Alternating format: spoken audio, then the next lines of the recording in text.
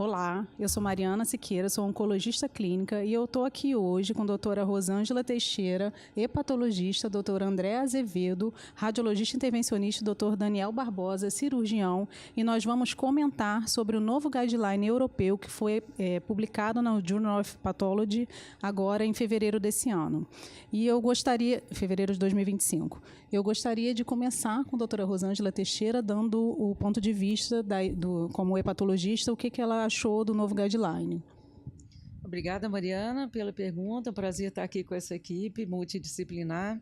Olha, Mariana, eu vejo assim, é um grande documento, né? Um documento muito extenso, e ele teve uma formação que eu achei muito interessante, que ele parte do princípio de que ele pretende fazer respostas a perguntas com base em evidências científicas, né? E, às vezes, sem evidência científica, com opinião de experts.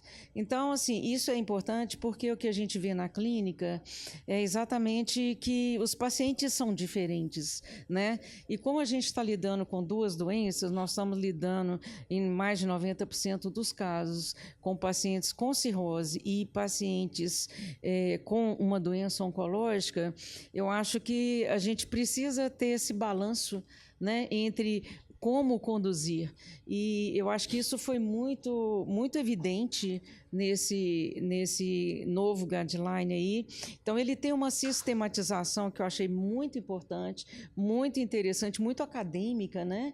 Então, ele facilita um pouco para quem está lendo, apesar de ser bastante extenso. Ele tem, inclusive, alguns parâmetros que, assim, quem não quiser ler todo o documento, ele pode focar em alguns princípios, você pode voltar naquele documento, você pode reler um aspecto que você viu. Então, eu acho que é muito importante, ele tem uma característica que é um pouco diferente do BCLC, embora a gente saiba que o BCLC vai ter uma revisão agora, né? E eu acho que ele traz um foco muito, muito legal, eu acho, muito importante agora na questão da importância cirúrgica do tratamento, né? Então, assim, acho que são 10 páginas dedicadas ao tratamento cirúrgico do carcinoma hepatocelular, e isso é muito importante, né? Dentro da oncologia, a gente sabe que quando o paciente tem uma chance cirúrgica, a chance dele de melhor sobrevida e tudo é maior, né? Então, eu acho importante, ele é muito bem sistematizado, ele foi conduzido por experts no assunto, né? Vários multidisciplinares e tudo, e uma abordagem ampla e muito complexa e muito completa também, né? Então, eu acho que é um documento muito interessante para nos guiar no dia a dia, para nos auxiliar aí como ferramenta para o dia a dia. Perfeito. E André, do ponto de vista da radiointervenção, indicação de biópsia, indicação de procedimentos loco-regionais, você achou que teve alguma mudança? O que você encontrou de diferente nesse novo guideline? Perfeito. Eu acho que é crucial, para começar a discussão, enfatizar a posição do intervencionista como um componente da equipe multidisciplinar, que deve ter um papel crucial junto com todos nós, todos vocês, né, na tomada de decisão, e não só como um profissional que realiza procedimentos. Então, a gente, como radiologista intervencionista, tem que se colocar dessa forma. Isso é essencial. E o documento vai desde dos pacientes com estágios muito precoce até intermediário, que a radiologia intervencionista tem como atuar de forma muito importante no tratamento do CHC. E antes disso, é comentado também sobre a importância da biópsia nas situações em que os métodos de imagem, sejam axiais, como tomografia e ressonância com contraste, ou mesmo ultrassom com microbolhas, quando esses métodos geram dúvida diagnóstica. E aí entra o papel crucial da biópsia, né? Passando isso, a intervenção tem como oferecer os tratamentos ablativos térmicos, seja a ablação por radiofrequência ou a ablação por microondas, nos estadios muito precoce ou precoce. A gente, desde o BCLC 2022, já enxerga a ablação com resultados comparáveis e com resultados comparáveis à cirurgia. E nesse documento, ele até coloca em estadios não só muito precoces, mas como o BCLC-A, estadio precoce, com lesões até 3 centímetros, teriam resultados comparáveis à cirurgia.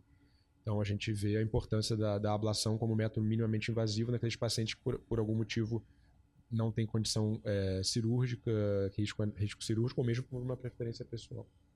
E nos estadios intermediários, BCLCB, a gente tem a opção de oferecer a quimioembolização, como sempre se conversa. A radioembolização não é colocada como uma opção padrão, mas ela é vista como uma opção nos pacientes que, por algum motivo, a quimioembolização não teve uma resposta adequada, ou pacientes que têm alguma invasão vascular que faz a quimioembolização ser mais arriscada. E ele coloca de forma muito importante a questão da dosimetria personalizada, que é um método de cálculo de doses na radioembolização que faz com que a gente consiga entregar doses elevadas e suficientes para ter resposta até completa em algumas situações. Eu achei interessante que ele ainda não bota como uma opção, pelo menos prevista em guideline, que a gente associe terapia sistêmica à quimioembolização, né? Ao TACE.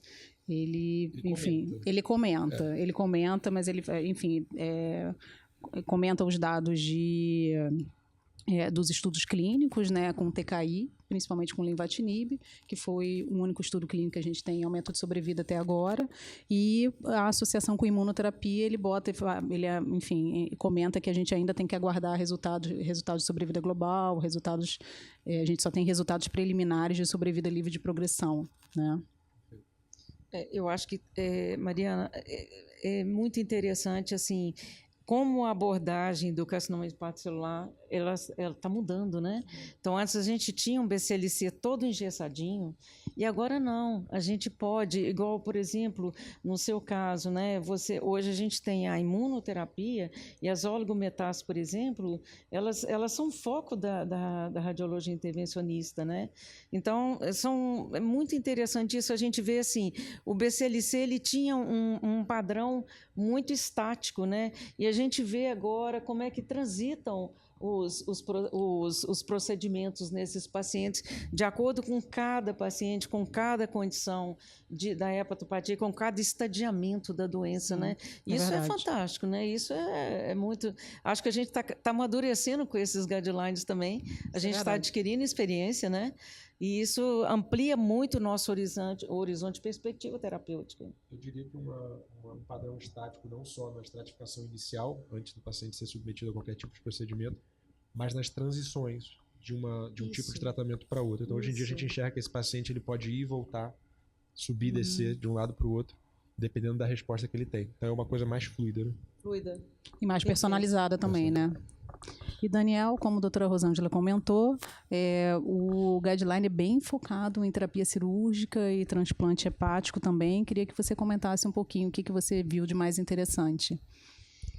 Então, só para consolidar, né, esses dados, a gente sabe que, em termos de tratamento, né, com intenção curativa, né, o transplante vai ser aquele resultado do ponto de vista oncológico, que vai ter a melhor resposta, com melhor sobrevida, com menor taxa de recidiva, né? Ao passo que a cirurgia, apesar de ser um bom tratamento também, com uma boa taxa de resposta, está associada a muita recidiva. Mas o interessante com esse guideline foi o que vocês comentaram, né? A gente antigamente via aquele paciente com o diagnóstico precoce e definia ele como candidato cirúrgico. Isso está super bem estabelecido, a gente sabe qual o candidato ótimo para operar, né? Aquele paciente sem hipertensão porta, paciente que tem lesão pequena, o transplantado se beneficia muito, principalmente quando a gente tem a disfunção hepática associada, mas agora a gente vê um cenário em que a gente consegue retroceder nos doentes avançados, intermediários. Então a gente encontrava doente com trombose de porta que nunca era um candidato cirúrgico. Então hoje a gente vê uma taxa de resposta muito bacana com tratamento sistêmico e pacientes que se tornam cirúrgicos mesmo com uma doença avançada.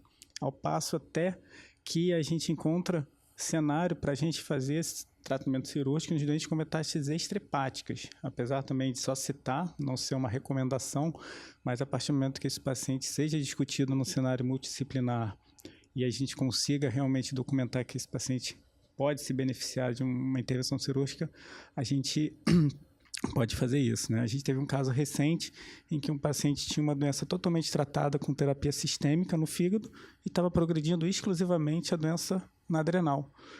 Ele não tinha progressão na doença adrenal, não tinha progressão de doença hepática e progrediu na adrenal. Depois de 1 ano, observando isso, a gente optou por operar para adrenal. E a gente fez essa cirurgia e o paciente já tem 3 ou 4 meses de segmento sem nenhuma evidência de recidiva. Então, a gente encontra esses cenários mais selecionados em casos específicos, né? E com relação ao estadiamento pós-operatório, a presença de fatores de risco para recorrência, a gente sabe que a gente, enfim, a gente não tem uma adjuvância bem estabelecida ainda, né? A gente recentemente teve a atualização do Embrave 050, que perdeu o benefício até de sobrevida livre de progressão de imunoterapia no pós-operatório. Você acha que tem papel, ele comenta sobre um papel para transplante, nesses pacientes com uma doença de um risco maior de recidiva? Exato, isso é uma visão muito europeia, né? Onde você faz o transplante de resgate, né? Onde você eventualmente faz uma cirurgia com intenção curativa, identifica sem evidência de doença, mas esse doente é de alto risco de recidiva. Invasão microvascular, presença de nódulo satélite, enfim, e baixo grau de diferenciação, eventualmente esse paciente vai ser um candidato a um transplante de resgate, né? Sendo que ele é um altíssimo risco de recidiva. Ele comenta, recomenda, mas também não é uma prática muito bem difundida, né? É muito mais nos centros europeus do que em outros lugares do mundo. E o transplante após downstaging, o que você achou? Assim? Essa eu acho que é uma das poucas coisas que o cirurgião tem medo, né? Inclusive, eu queria perguntar o transplante após downstage agora com a imunoterapia. Não, exatamente. O medo da imunoterapia, né? A gente sabe do benefício downstage com a TACE, né? Com as terapias, enfim, de embolizações. Agora, com a imunoterapia, a gente sempre tem medo, né? O recomendado realmente é aquela interrupção de 3 a 6 meses, aquele questionamento enorme com relação à imunossupressão. Mas eu acho que mesma coisa, né? Ele cita, mas não recomenda. Ele cita, mas não recomenda, exatamente. Exato. Ele, inclusive, recomenda o downstaging com terapia locorregional. Locorregional. Ele não recomenda a terapia com tratamento sistêmico, né? E, doutora Rosana, com relação ao tratamento sistêmico, eu não achei que não teve muita novidade, né? Eu acho que a gente ainda está preso nos 2 grandes estudos aí de fase 3, né, o Atezolizumab e Durvalumab.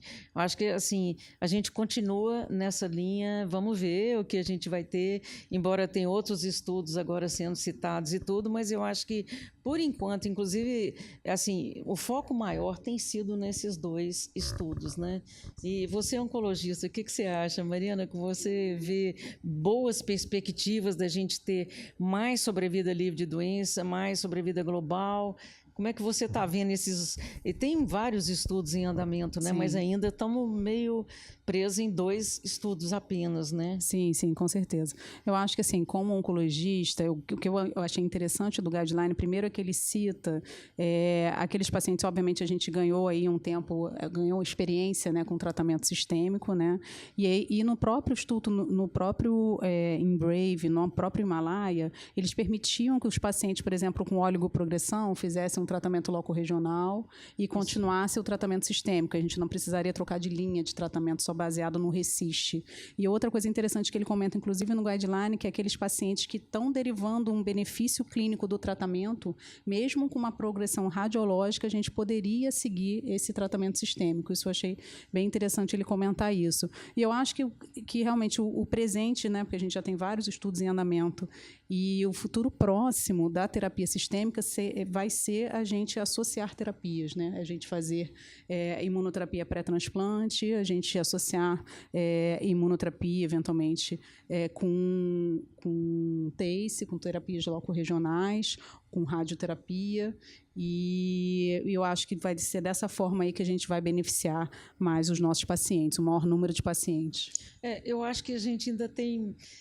Imagina, assim, comparado com outros tumores, né, Mariana?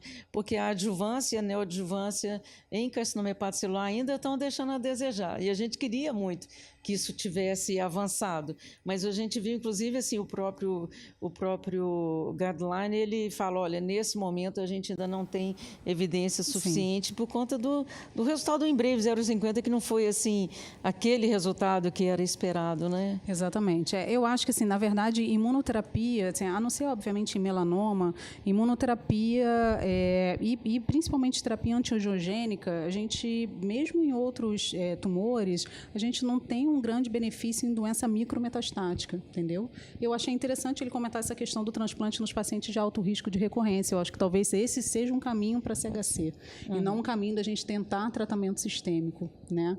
E a neoadjuvância, eu acho que é uma coisa mais acidental. Eu acho que talvez em estudos clínicos a gente não consiga provar um benefício para todos os pacientes, mas tem alguns pacientes, e a gente tem visto cada vez mais melhorando o tratamento sistêmico, tem alguns pacientes que têm um benefício maior com o tratamento e que conseguem ser resgatados com cirurgia ou, eventualmente, com terapia loco-regional, mas eu acho que é uma coisa mais acidental. Assim, eu acho que talvez a gente tenha dificuldade de provar esse benefício numa população e seja uma coisa mais direcionada, vai ser mais personalizada de acordo com cada paciente.